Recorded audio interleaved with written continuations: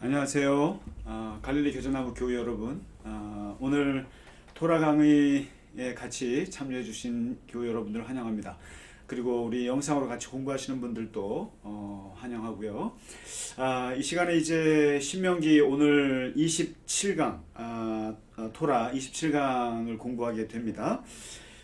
오늘 우리가 이제 공부할 내용이 그 신명기의 신명기 법전 이제 두 번째 시간입니다. 그래서 지난 시간에도 말씀드렸다시피 그 신명기 법전이라고 하는 것이 이제 모든 출애굽기부터 나온 모든 그 내용들을 이제 다 종합하는 의미가 있는데요.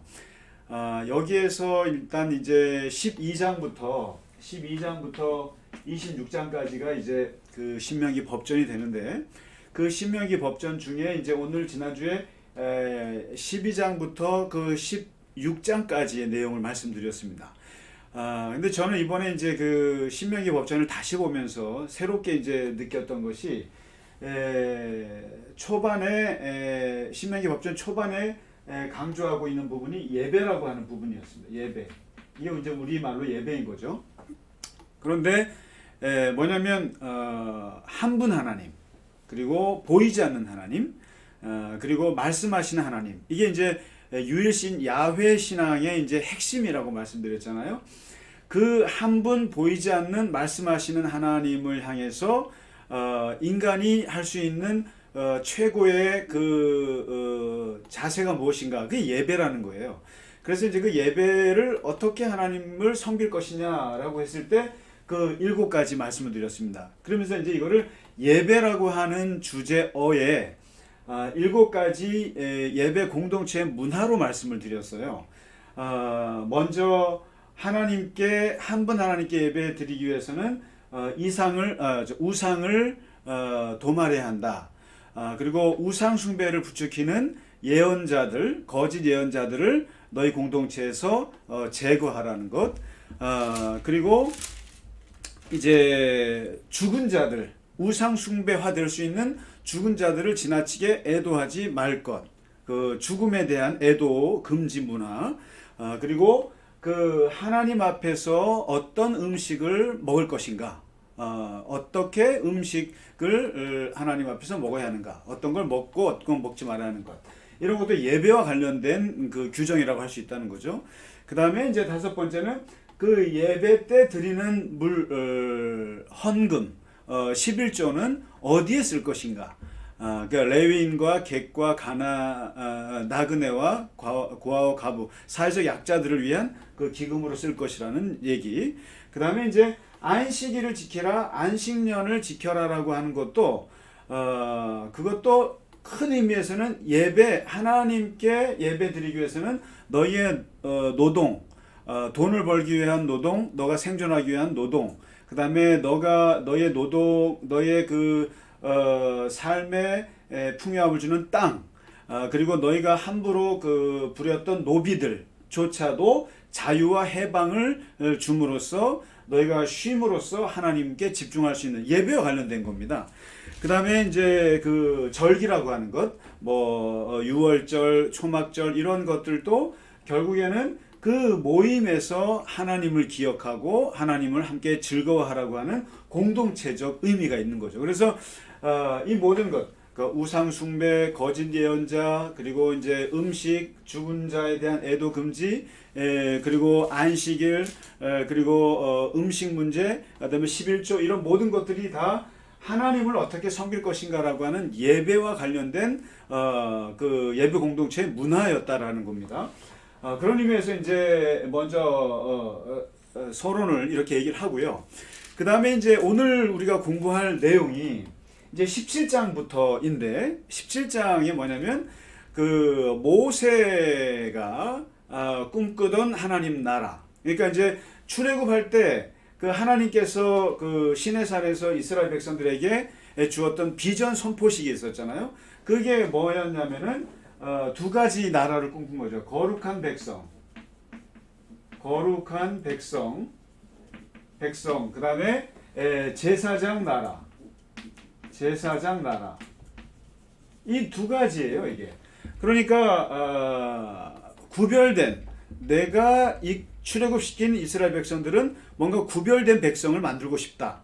그리고 그 구별된 백성들을 다스리는 거는 제사장 나라다. 이게 뭐냐면 하나님하고 대면하는 나라다라는 거죠. 하나님과 예배하는 나라. 이런 나라를 꿈꾸는데, 그러면 이걸 일컬어서 우리가 뭐라고 하냐면은 신정 통치라고 합니다. 이게.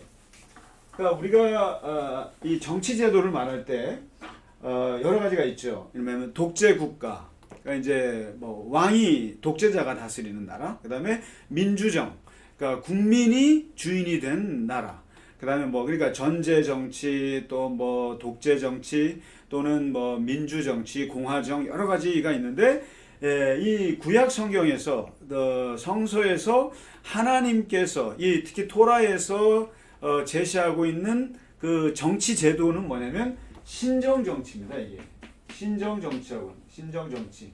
이게 뭐냐면 하나님께서 다스리는 나라예요. 하나님께서 다스리는 나라인데, 그러면 그 하나님께서 다스리는 나라는 그러면 어떤 나라인가? 이거에 대한 기본적인 그림을 오늘 17장, 18장, 19장에 걸쳐서 이제 그리고 있어요. 왜냐면 모세가 다스리는 나라도 아니에요. 이 나라는. 그리고 그 누구도 다스리는 나라가 아닌데, 그러나 이 하나님이 통치하는 나라에는 그 하나님의 대리자가 있다라는 거예요. 대리자.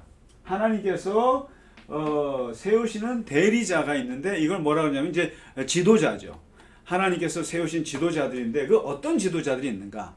어떠한 그 대행자들이 이 이스라엘을 이끌고 나갈 것인가 이제 하는데, 이 대리자, 오늘 이제 신명기 법전 2 신정 정치의 대리자들이라는 제목인데요. 이 대리자가 셋이 있습니다. 셋. 그 첫 번째가 왕이라고 하는 대리자가 있습니다. 그 다음에 제사장이 있습니다. 제사장이 또 하나의 대리자고, 그 다음에 예언자가 있습니다. 예언자. 이게 여러분 많이 들어보셨을 거예요. 그 이제 성경에서 삼중직, 그리고 하나님의 기름을 부음 받을 수 있는 사람들, 구약에서 아무나 하나님이 세우신 사람들은 이제 기름을 붓잖아요. 근데 그 기름 붓는 대상이 바로 이 왕, 제사장, 예언자예요. 이 세 사람들인데, 그래서 이제 항상 이 왕의 전통, 그다음에 제사장 전통, 이 예언자 전통, 이 세 가지가 굉장히 중요합니다. 어떻게 보면 오늘날 이제 행정부, 사법부, 입법부 이렇게 세 개의 이제 권력 기관들이 이제 서로 견제하고 균형을 하듯이, 이 이스라엘에도 신정 정치에도 이 왕과 제사장과 예언자가 각각의 자리에서 그 나라들을 이끌고 또 서로 견제하기도 하고 이제 이랬던 거죠. 그래서 이제 우리가 이 세 가지의 대행자가 중요한데, 오늘 이제 이 세 사람들에 대해서 어떠해야 하는가, 이 사람들이 하나님께서 세우시는 이 지도자들이 어떠해야 되는가를 이제 하나씩 규정을 해줍니다. 토라에서 첫 번째 왕에 대한 규정입니다. 왕. 그 이스라엘의 왕은 어떤 자들이어야 되는가? 이제 17장에서 이제 얘기를 하는데요. 일단은 누구를 왕으로 세우는가? 누구를 왕으로 세워야 하는가? 선거를 해야 되나? 투표를 해야 되나? 아니면 쿠데타를 일으켜서 왕이 되는가? 아니고요. 여호와께서 택하신 자여야 한다. 참 모호한 말이긴 하죠. 여호와께서 택하신 자. 그러니까 이 이스라엘의 왕은 하나님이 세우신다라는 겁니다. 일단 근본적으로 하나님께서 택해서 세워야 되고, 그 다음에 이 하나님께서 택하신 왕은 그럼 구체적으로 어떤 그룹에 있는 왕이어야 되는가? 이것은 너희 형제 중에서 세울 것이다라는 거예요. 그러니까 뭐 이제 출애굽 한 200만 명 되는데 거기에서 왕을 세운다 그랬을 때는 마치 무슨 뭐 다른 족속에서 이방인 중에서 왕을 세울 수 없다는 거예요. 그러니까 이제 이런 전통은 어떤 의미에서 여러분 대한민국의 대통령을 동남아시아에서는 이주민을 왕으로 세우지 못하죠. 미국의 대통령을 미국의 시민권자가 아닌 사람을 세울 수가 없는 거예요. 그러니까 누구든지 그 나라의 형제 중에 그 민족 중에 있는 사람을 세워야 된다. 타국인을 세워서는 안 된다는 겁니다. 그 다음에 이제 이 왕은 이스라엘의 왕은 세 가지를 가져서는 안 된다라는 거예요. 세 가지. 뭐냐면 절대로 이게 이제 그 이스라엘의 성서가 이제 추구하는 왕의 이상향인데 병마를 많이 두어서는 안 된다. 군사력입니다. 군사력을 많이 가지면 안 된다. 근데 이제 일반 왕들하고는 전혀 다르죠. 모든 왕들은 다 자기 호위 병들이 있잖아요. 그리고 뭐 알렉산더나 많은 제국의 왕들은 어쨌든 군사력으로 자기의 왕의 그 권력을 강화시키죠. 그러나 토라에서 말하는 왕은 병마를 많이 가져서는 안 된다. 두 번째는 아내를 많이 가지지 마라. 아내. 이게 뭐겠습니까? 그러니까 아내를 많이 가짐으로써 영혼이 그 미혹된다라는 거죠. 혼란스러워질 수 있다라는 거예요. 이 대표적인 사람이 누굽니까? 솔로몬이잖아요. 그러기 때문에 이스라엘의 왕은 굉장히 단촐한 거예요. 아내를 많이 두지 말 것이며, 그다음에 세 번째 은금을 많이 갖지 마라. 이게 이제 일종의 경제력이죠. 경제력. 여러분 그 왕족들이 그 얼마나 많은 돈과 부동산과 땅들을 가지고 있는지 몰라요. 그런데 이제 여기서 성서에서 말하는 왕은 군사력이나 아내나 은금, 경제력을 너무 많이 갖지 못하게 합니다. 결국 이것들 때문에 결국에는 그 어떤 문제가 생기냐면은 교만해지죠. 그리고 그 왕이 곧 하나님이 될 수 있습니다. 그래서 이 이스라엘의 왕을 세우는 문제는 지금 이렇게 토라에서 얘기는 하고 있지만 실제로 왕이라는 것이 등장하기까지는 한 500년 몇백 년 후에 사사기 마지막 사무엘 다음에 사울 왕이 등장하면서 처음 세웠었는데요. 그때도 이 왕을 세우는 것에 대해서 굉장히 꺼림직스럽게 생각했어요. 그래서 이제 나중에 우리가 사사기를 공부해 보면 아시겠습니다만은 거기에 다른 민족들은 다 왕정이잖아요. 그러니까 다른 나라의 왕처럼 우리도 세우자라고 그 백성들이 들고 일어나니까 사무엘이 그거에 대해서 반박을 하면서 했던 말이 왕이 곧 하나님이 될 가능성이 있다. 그리고 왕이 너희들 자식들을 다 군대에 보내고 왕을 위해서 결국에는 너희들이 복종하게 되고 너희가 노예가 될 수 있다라고 그렇게 경고를 함에도 불구하고 왕을 세우죠. 어쩔 수 없이 왕을 세우는데 그게 사울 왕이었고 실제로 그때부터 왕정이 시작되는데 여러분 아시다시피 열왕기, 역대기, 왕의 역사 200년, 400년을 보면은 전부 다 하나님과 등지게 되는 그리고 솔로몬 같이 대단한 왕조차도 아내를 많이 두고 은금을 많이 두고 병마를 많이 둠으로써 타락하게 되고 결국에는 이제 망하게 되는 그런 왕정의 실패 역사들을 보여주고 있죠. 그래서 이 왕에 대한 경고를 이렇게 이제 하고 있습니다. 대신에 왕이 꼭 갖추어야 될 것은 무엇인가? 왕이 꼭 갖추어야 될 것이 몇 가지가 있는데 가장 중요한 것은 율법서를 옆에 두라. 율법서. 이게 뭡니까? 토라 공부를 하라는 거예요. 토라 하나님의 말씀을 가까이 해야 한다. 그러면 이 말씀을 가까이 함으로써 왕들은 무엇을 지킬 수 있느냐? 첫째가 나오죠. 하나님을 경외할 수 있다. 경외할 수 있다. 율법서. 그 수많은 열왕기의 그 왕들 중에 이제 선한 왕들이 있잖아요. 그 왕들의 특징이 뭐냐면은 뭐 요시아라든가 뭐 유명한 왕들이 있잖아요. 이 사람들이 다 율법서들을 발견합니다. 토라를 발견해서 그 말씀으로 돌이키는 그래서 이제 하나님을 제우선으로 두는 그런 왕들이 되는 거죠. 그 다음에 두 번째 율법서를 둠으로써 가까이 함으로써 두 번째 교만하지 않을 수가 있다. 교만을 금지한다. 항상 말씀에는 뭐냐면 하나님 중심이잖아요. 토라가 하나님의 말씀, 하나님 중심, 그리고 하나님 앞에서의 종 이런 정체성을 심어주기 때문에 교만하지 않을 수가 있고 그 다음에 세 번째 이 율법서를 가까이 함으로써 왕이 균형 감각을 잡을 수 있다라는 거죠. 균형 감각. 왜냐면 좌우로 치우치지 아니한다. 좌우로 치지 않고 정당하게 제대로 정치를 할 수 있을 것이다. 그 다음에 이제 율법서의 기능 네 번째는 이러한 하나님을 경외하고 교만하지 않고 좌우로 치우치지 않음으로써 결국에는 그 왕의 자리가 장구할 수 있다. 길어질 수 있다. 그래서 이제 이 열왕기 이 왕들의 역사를 보면 성경에 바로 그런 겁니다. 이렇게 율법서를 따랐던 사람들은 결국에는 그 길었다라는 것을 이제 역사적으로 증명해 보여주고 있죠. 그래서 하나님 신정 통치의 대리자로서의 왕이지 왕 자체를 위한 왕이 아니라는 겁니다.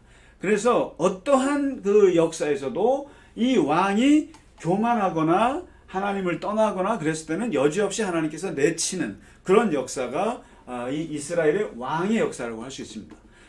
그래서 이 하나님의 신정 정치를 대신해 주는, 그래서 어떻게 보면 왕이 이제 그 하나님의 백성들을 섬기라고 만들어준 자리이거든요. 그런데 이제 이 자리가 자기를 섬기게 하는 그런 교만의 자리에 가장 가능성 있는 거죠. 어떤 의미에서 그런 의미에서 이제 지금 오늘날의 그 민주화된 사회는 여러분 이제 우리나라도 많이 민주화되고 발전했습니다만은 특히나 이제 그 북유럽 국가 같은 경우는 이제 이런 왕이라고 하는 것이 쉽게 말해 대통령이죠. 정치 지도자라고 하는 것이 섬기는 자리라고 하는 것, 섬기는 자리라고 하는 의식이 선진국일수록 가깝습니다. 이게.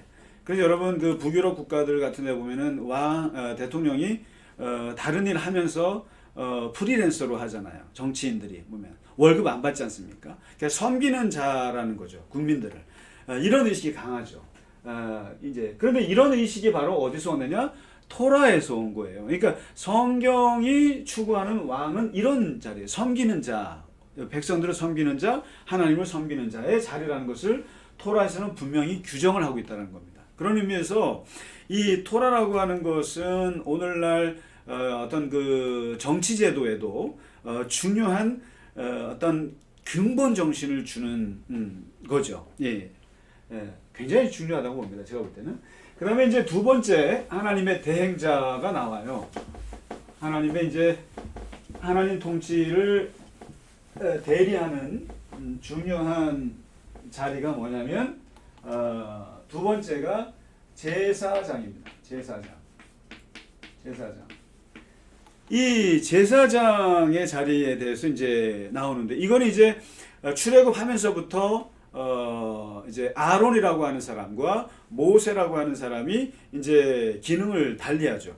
어떻게 보면 모세는 어떤 의미에서 이제 정치 지도자처럼 이스라엘을 이끄는 실제적인 지도자 역할을 하지만 하나님께 예배하고 제사하는 역할 쪽 어떻게 보면 이제 약간 이분화되기 시작했는데 그때 누가냐면 아론이라는 사람에게 그 기능을 줍니다. 그때부터 이 아론이 레위 지파잖아요.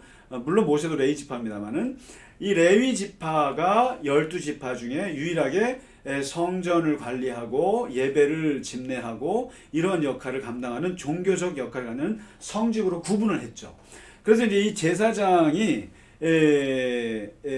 이때부터 이제 레위 지파가 이 일을 맡는데 이 사람들에게는 특징이 있어요.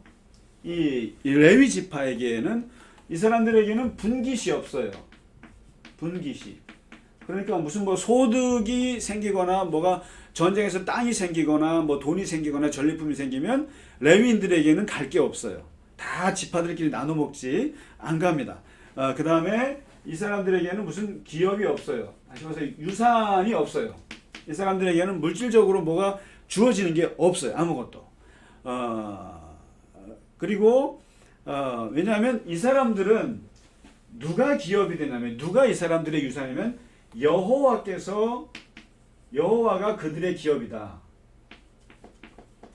그러니까 하나님이 그들의 기업인 거예요. 그러니까 이게 참 막연하게 이를 데 없는 거죠. 그러니까 이들에게는 오직 어떻게 보면 하나님으로부터 받은 명예밖에는 없는 거예요.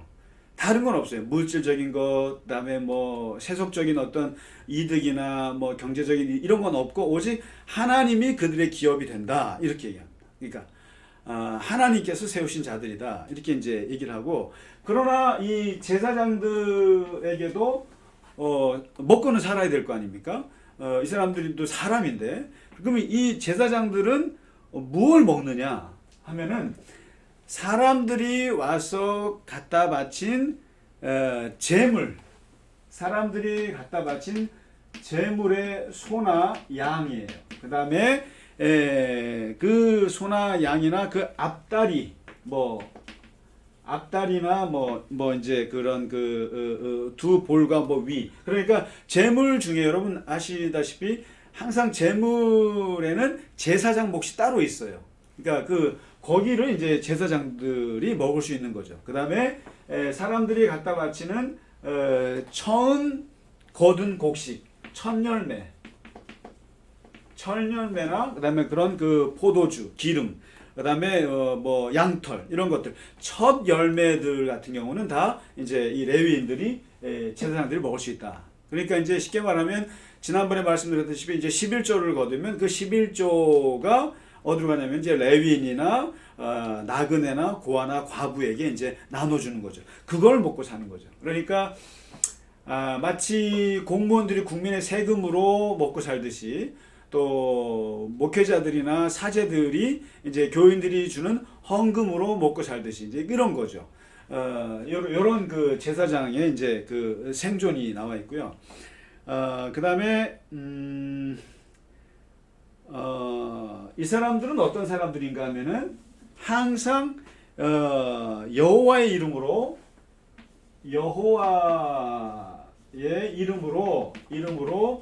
섬기는 자라는 겁니다. 이게 이제 제사장이요. 이제 이런 규정을 해주면서 이제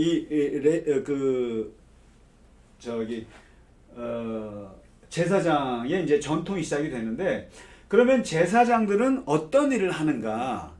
신명기 법전에 나오지 않습니다만 구약 전체를 걸쳐서 제사장이 하는 5가지 일이 있어요. 주요 업무죠. 주요 임무가 있어요. 제사장이. 뭐냐면 이 사람들은 첫째 무엇보다도 토라를 가르치는 사람들입니다. 이 사람들은 토라를 티칭하는 사람들이에요. 토라를 그러니까 가르치는 사람. 그래서 이제 예수님 당시에도 율법사들, 바리새인들 이런 사람들 주로 이제 토라를 가르치는 역할을 합니다. 랍비의 전통으로 이어지죠. 그 다음에 두 번째 이 제사장들의 중요한 것은 제사를 집례하는 일입니다. 제사를 집례하는 것. 가장 중요한 임무입니다. 그러니까 토라를 가르치고 교육과 제사, 예배 집전하는 거죠. 그 다음에 이제 세 번째 하나가 어떤 게 있냐면은 신탁을 구별하는 게 있습니다. 신탁 분별이죠. 그러니까 하나님 사람들이 이제 어떤 하나님 메시지를 받았다 그랬을 때 그것이 하나님에 속한 말씀인가 아니면은 거짓에 속한 말인가를 구별해 주는 역할도 하고 그리고 네 번째 일이 이제 축도를 합니다. 제사장의 축도. 아론의 축도가 있죠. 민수기 6장인가요? 보면은 이제 축도를 해주고 그 다음에 이제 세속적인 일 같이 보이지만 재판도 합니다. 이 재판에는 사람들 옳고 그름을 이제 판별해 주는 것도 하지만은 또는 이제 예를 들면 나병 환자가 나았을 때 그 사람들이 이제 나았는지 안 나았는지를 하는 의사 역할 같은 것도 하죠. 제사장들. 그러니까 그 당시에 구약에서 이 제사장의 역할은 굉장히 광범위했다고 볼 수 있습니다. 그래서 중요한 것은 제사장에게는 제사와 예배와 그다음에 토라의 가르침 이런 내용들이 가장 중요한 주요 임무였다라고 하는 것입니다. 그래서 이 제사장이 있고요. 그 다음에 이제 18장 15절부터 이게 참 굉장히 빨리 나오는데요. 이게 뭐냐면 세 번째 하나님의 신정 통치의 중요한 대행자 역할을 하는 사람들이 바로 예언자입니다. 이 예언자. 예언자에 대한 규정이 나와요. 이제 이런 말을 합니다. 하나님께서 그 모세에게 이런 말씀을 하세요. 네 형제들 중에서 너를 위하여 나와 같은 선지자 하나를 일으킬 것이다. 그러니까 모세가 어떤 의미에서는 하나님 앞에 예언자인 거예요. 예언자인데 너와 같은 예언자를 또 세울 것이다. 그리고 그 예언자의 말을 들을지니라. 그러면서 이제 이 예언자들은 어떤 사람들이냐면은 하나님께서 당신의 말씀을 그 입에 둔 자들이다. 하나님의 말씀을 입에 둔 자들이고 그 말씀을 가지고 무리들에게 전하는 자들이다. 예언자가요. 그 다음에 만일에 내가 그 세운 선지자 그 입에 말을 두고 그 말을 전했을 때 그 말을 백성들이 듣지 않는다면 내가 벌을 줄 것이다. 이렇게 얘기합니다.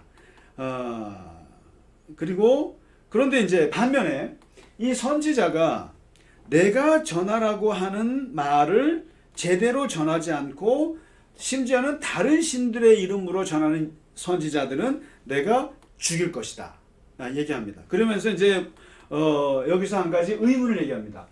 제사장은 레위 지파 이게 가계로 이게 세습이 되는 거거든요. 그러니까 이게 안정적이에요. 그런데 선지자라고 하는 것은 보통 사람들 중에 누가 될지 몰라요. 하나님께서 그냥 말씀을 딱 주고 입에 두고 전하라고 하는 사람이니까 이 사람이 이제 이게 하나님 말씀입니다라고 말했을 때 여기도 말해요. 사람들에게 제가 진짜 하나님의 말씀을 받았는지 안 받았는지 어떻게 알 수 있나? 그걸 뭘로 증명하냐는 거죠. 제사장은 제가 레위 지파 아론의 아들이구나 이런 걸로 이제 분별할 수가 있는데 이 예언자들은 누가 될지 모르기 때문에 어떻게 분별하느냐라고 이제 사람들이 물을 거라는 거예요. 거기에 대해서 신명기 법전에서 22절에 뭐라고 말하냐면은 예언자인지 아닌지는 뭘로 하시면 증언을 보고 알 수 있다. 증언. 다시 말해서 그 말한 일이 이루어지는가. 그 다음에 성취 여부를 보고 판단할 수 있다. 그러니까 그 말씀 이게 하나님 말씀입니다라고 전했을 때 그것이 성취되느냐 아니면 이제 이것이 증거가 있느냐 없느냐 이거에 따라서 실제로 나타나는 현상을 보고 판단할 수 있다. 이게 이제 예언자라는 거예요. 이렇게 이제 그 규정을 해놓습니다. 그런데 여러분 이 구약의 예언자는 여러분 그 구약이라고 하는 것이 이제 사실은 정말 이 세 덩어리잖아요. 이게 토라, 그다음에 이제 역사서, 그러니까 모세오경 한 덩어리, 그다음에 이제 역사서 한 덩어리잖아요. 그다음에 또 한 덩어리가 뭐냐면 예언서들이잖아요. 그만큼 이스라엘에는 예언자들의 역할이 굉장히 중요했습니다. 사실은. 그래서 여러분 이런 말이 있습니다. 서양 문명을 이끌고 온 서양 문명사에서 서양 문명을 이끌고 온 세 가지 중요한 사상적 주류가 있어요. 주류가 있는데 그 첫 번째가 뭐냐면은 그리스 철학입니다. 그리스 철학. 뭐 플라톤, 아리스토텔레스, 그다음에 뭐 이제 소크라테스부터 해서 쭉 내려오는 그리스 이성의 전통이죠. 이 전통이 중요한 서양 문명의 어떻게 보면 철학의 중요한 역할을 했죠. 그다음에 두 번째 서양 문명을 이끌고 온 주류가 뭐냐면은 로마의 법이에요. 로마의 법. 여러분 그 그리스는 무조건 철학이고요. 로마 라틴어 쪽은 법이에요, 법. 그래서 여러분 라틴어를 공부해 보시면 저도 공부는 못했습니다만은 참 매력을 갖고 있는데요. 그 라틴어는 매우 실용적이고 굉장히 법률적인 용어들이 많습니다. 그래서 뭐 라틴어가요. 이제 결국 지금 천주교라고 하는 것이 로마 바티칸 거기는 라틴어로 하잖아요. 근데 그 라틴어라는 게 이제 법률적 용어. 이 법률 체계에 큰 역할을 했죠. 그 다음에 이제 세 번째 서양 문명을 이끌고 있는 중요한 주류가 뭐냐면 바로 뜬금없이 보이지만은 히브리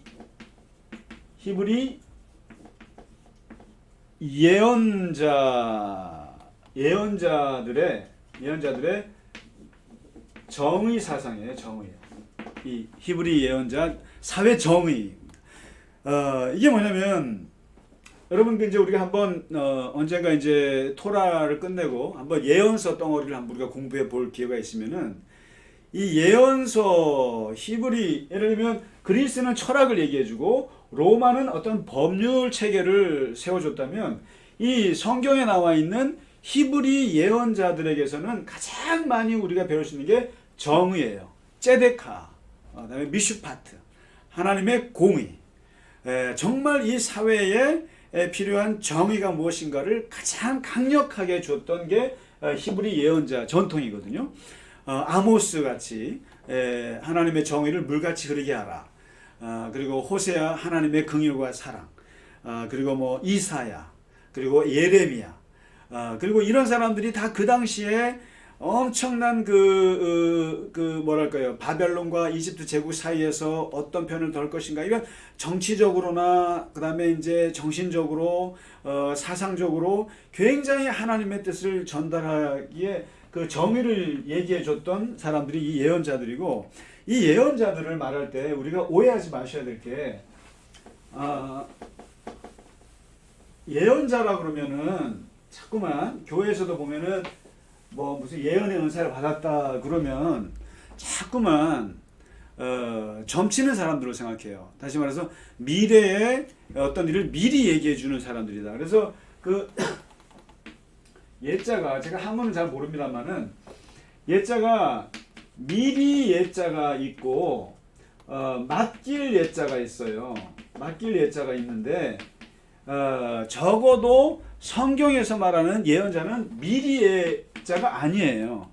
미리 어떤 일을 얘기해 주는 게 아니고 하나님의 말씀을 맡은 사람들의 그 예언이에요. 그 예언이에요. 그래서 미리 어떤 일을, 미래의 일을 얘기하고자 하는 게 아니에요. 아니고 지금 하나님께서 너에게 어떤 생각을 갖고 있느냐라고 하는 것을 대신 전해주는 사람들이 예언자들이에요. 그래서 이것을 나비라고 합니다. 히브리어로 나비라고 하는 것은 하나님의 말씀을 받아서 그 말씀을 그 이스라엘 사람들에게 전해주는 사람들이에요.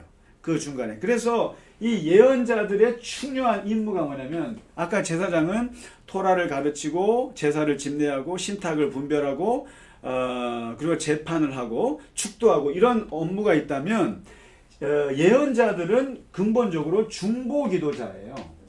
중보기도자예요, 이 사람들은.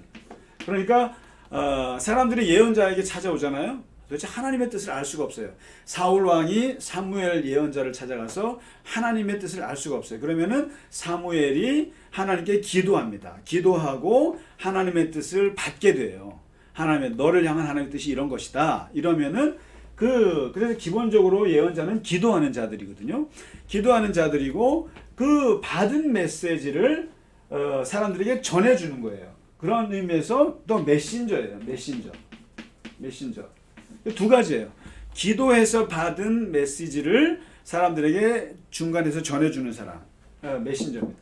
그래서 이런 의미에서 그 구약의 예언자의 최초의 예언자가 누구이냐? 그래서 바로 아브라함이라고 합니다. 아브라함. 그러니까 아브라함은 하나님의 말씀을 받은 사람이거든요. 하나님의 말씀을 받은 사람이에요. 그래서 모세도 그런 의미에서 예언자예요. 그 다음에 그 이후로 모든 게 다예요. 그래서 이제 우리는 뭐 역사서 뭐 이렇게 나눕니다만은 그 여호수아부터도 다 예언서 전통에다가 집어넣죠. 이렇게 다 사무엘도 예언자고, 그 다음에 뭐 이사야, 많은 예언자들이 있습니다. 그래서 이렇게 이 하나님의 통치를 위해서 세우신 이 세 그룹의 이제 대행자, 왕, 그다음에 제사장, 그리고 예언자가 있는 거죠. 예언자.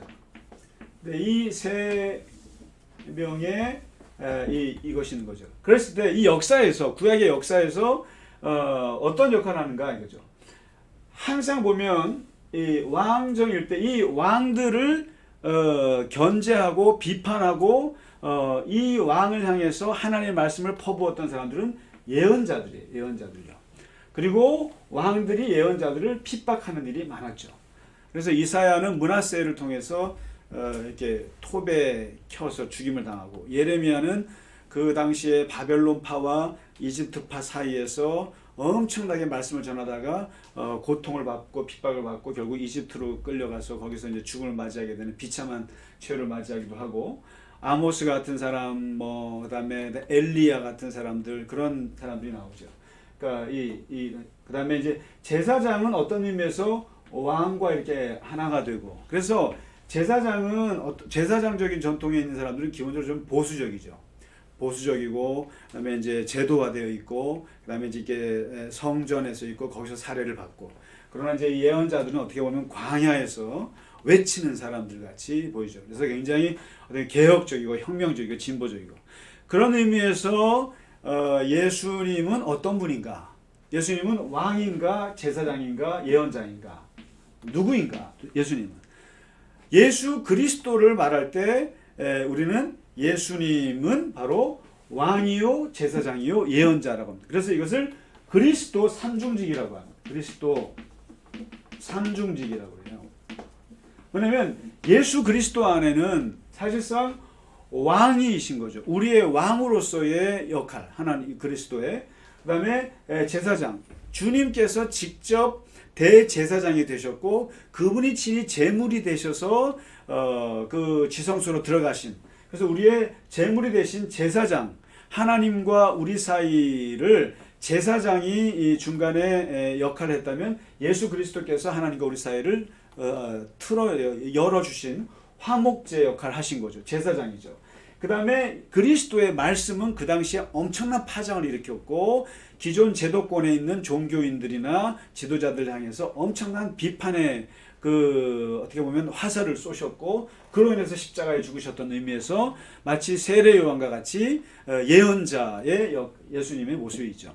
그래서 예수님에게서는 하나님의 정의와 하나님의 사랑, 이런 것들이 다 담겨져 있다라고 볼 수 있는 거죠. 그래서 이 왕과 제사장과 예언자의 이 세 가지의 기능을 예수님께서는 온몸에 다 가지고 계셨다, 이렇게 이제 볼 수가 있는 겁니다. 자, 그리고 이제 이렇게 해서 하나님은 실제로 이러한 세 명의 그 세 그룹의 대행자들을 통해서 나를 다스리고 싶었던 거예요. 그래서 이제 이 제사장을 통해서 이스라엘을 다스리려고 했던 그 실험적인 역사가 뭐냐면 사사기잖아요. 사사기라고 하는 것이 사실은 원래 이제 모세가 죽고 여호수아가 죽고 이제 그 사사 시대가 펼쳐질 때는 그거죠.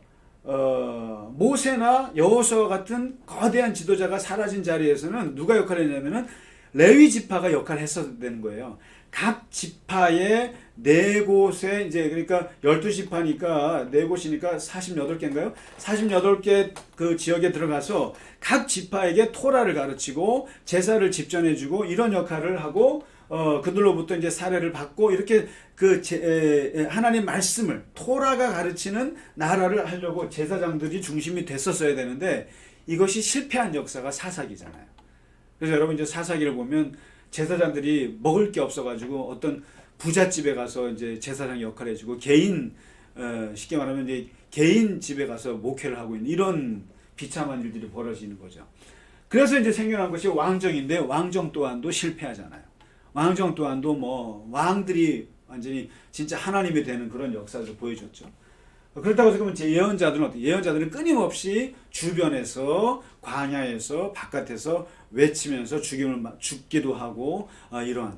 그래서 이 예언자들에게서는 항상 두 가지가 벌어지죠. 하나가 참 예언자가 있고, 그다음에 거짓 예언자가 항상 역사에 나타납니다. 그래서 우리가 이제 그 예레미야 때도 보면은 예레미야를 가지고 핍박하는 사람들 중에 거짓 예언자들이 많이 있었죠. 그다음에 이사야도 그렇고. 그러니까 항상 어느 시대나 거짓 예언자는 항상 있어요. 저는 오늘날 우리 시대에도 보면 참 거짓 예언자들이 참 많다는 생각이 듭니다.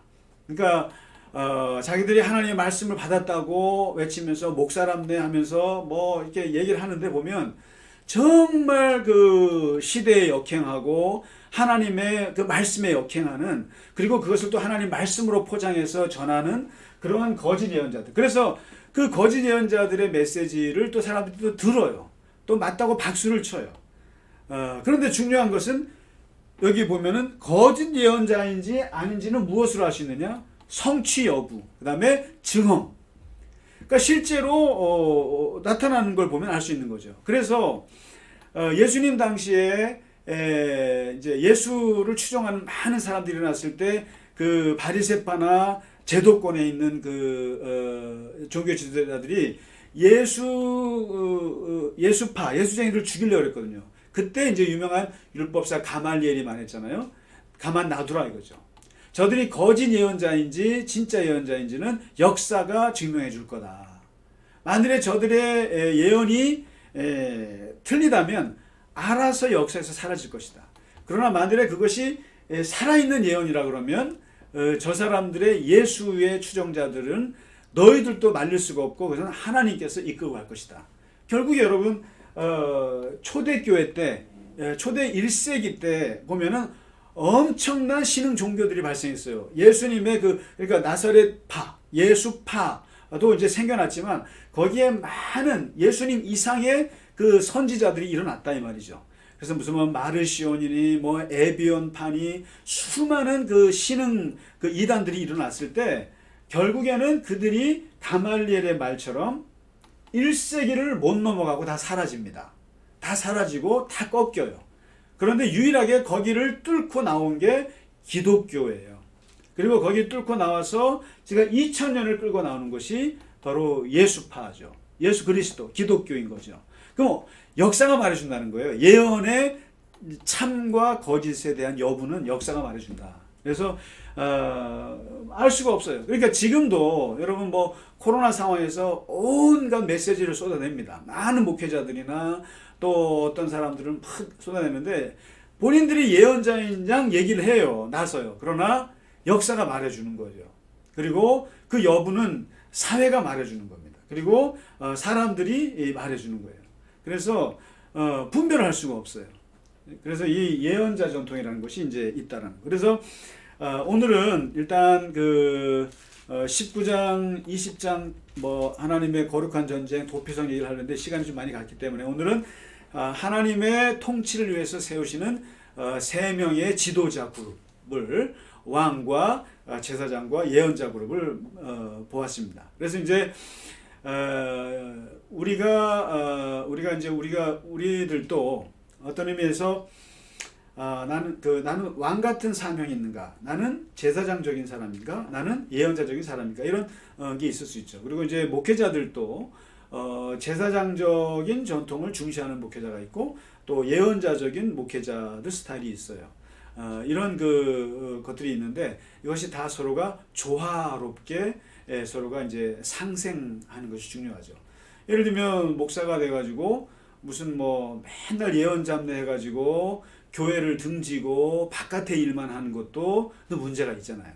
그렇다고 해서 또 목회자가 그냥 교회 일만 그리고 세속일은 아예 차단을 하고 세상 돌아가는 건 관심이 없고 오직 뭐 교회 예배만 뭐 요것만 할 수도 없는 거거든요. 그래서 저희가 이제 신학 공부할 때도 이 제사장과 예언자 이 두 전통을 다 균형 있게 가지고 있어야 한다라는 이제 그런 교육을 받았는데요. 이거는 뭐 딱히 목회자뿐만 아니라 교인들도 마찬가지입니다. 우리 그 크리스찬들도 마찬가지로 이 예언자적인 정신과 그리고 이 제사장적 정신 이 두 가지 예배에 대한 정신과 그 다음에 이 사회 정의에 대한 정신 이 두 가지가 사실상 기독교 안에는 같이 있다는 것을 말해주고 있습니다. 그래서 이런 사람들이 하나님의 통치, 하나님의 나라를 이끌고 가는 중요한 하나님의 부르심을 받은 자들이다. 이렇게 정리할 수 있을 것 같습니다. 네, 오늘은 여기까지 신명기 오늘 17장, 18장까지 같이 공부했습니다. 여러분 긴 시간 함께 참여해 주셔서 감사하고요. 정말 날씨가 이제 좀 나아지고 또 코로나 상황도 조금 진정되는 것 같습니다만 늘 사회적 거리 조심하시고 그리고 건강 유의하시고 또 이제 조만간에 좀 괜찮아지면 우리 같이 또 대면해서 예배 드릴 날이 있으리라고 봅니다. 같이 만날 때까지 또 여러분 잘 지내시기를 바라겠습니다. 오늘 고생 많으셨습니다. 감사합니다.